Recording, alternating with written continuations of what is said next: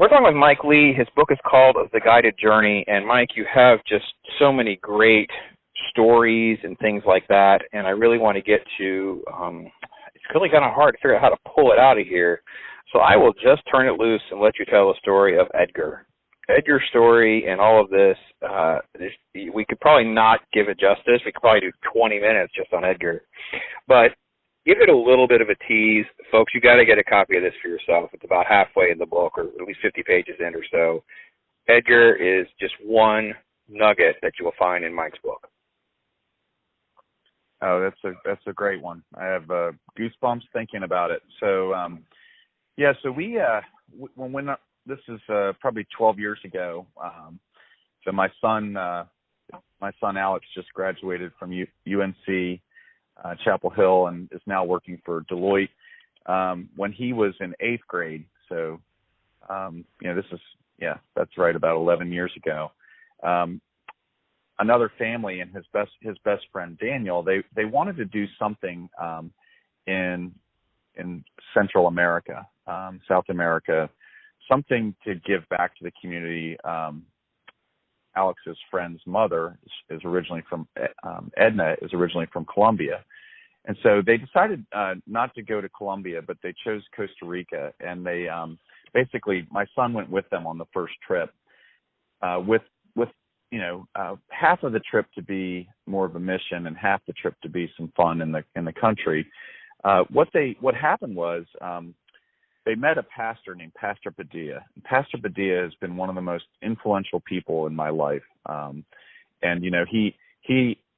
speak English, he speaks Spanish. Edna has been our translator for the last 11 years. But all three of my kids speak fluent Spanish, and so they make fun of my wife and I when we go down there. But basically the idea was they were with this pastor, and they went on the soccer field, and they were praying on the soccer field about what they should do for the people in that area. And there were kids that were on the street playing soccer that couldn't get on the field. It was chain link fenced, and so the boys started asking, why is that? Why is that? And they said, well, it's $60 an hour to rent the field. People can't afford it, so nobody plays on it.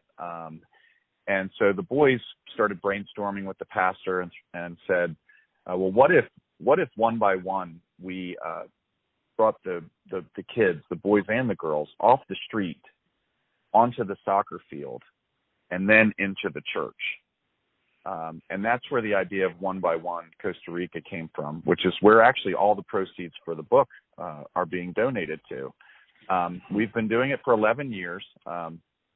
There have been over 800 people baptized through the program, which just blows my mind. But so the kids could join the soccer team, but not have they don't have to join the church.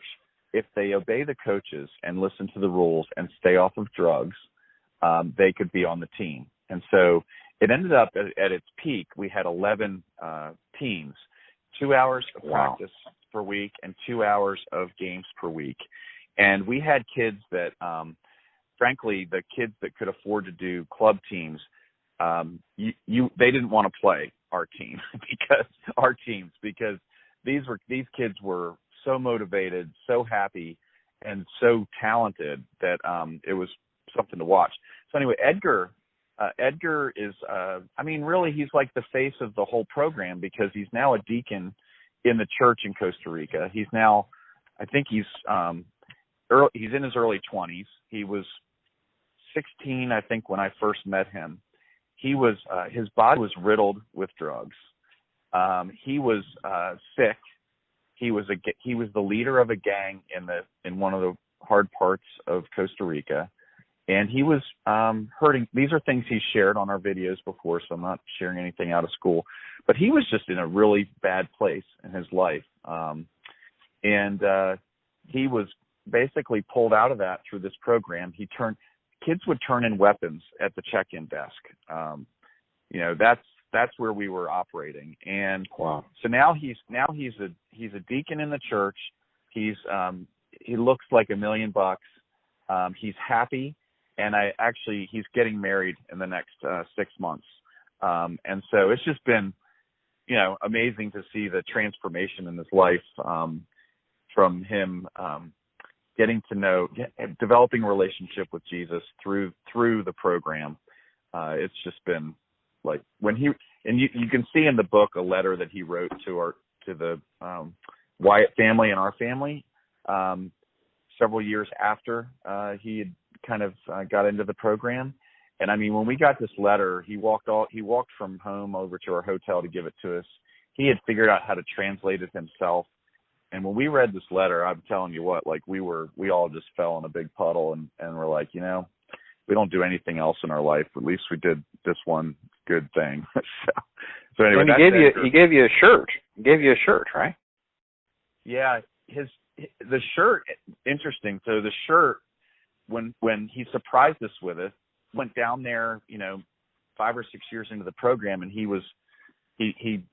went down the field. He was an amazing soccer player, made some amazing moves, and shot the ball and scored. And then he ran over to the middle of the field, like you see on the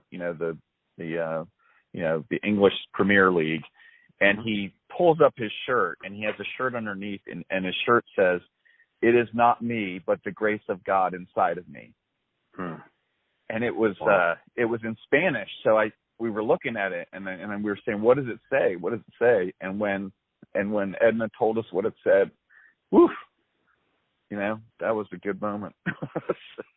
And you put the letter in the book, and the book says, "I want to give you this shirt, but do not see it as a simple shirt. See it symbolizing that you received a soul, rescued a soul to the Lord." I mean, wow, that's praise God. Praise God.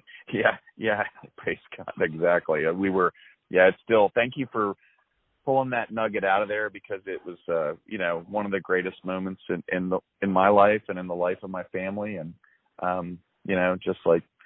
just such a blessing to see the fruit, that came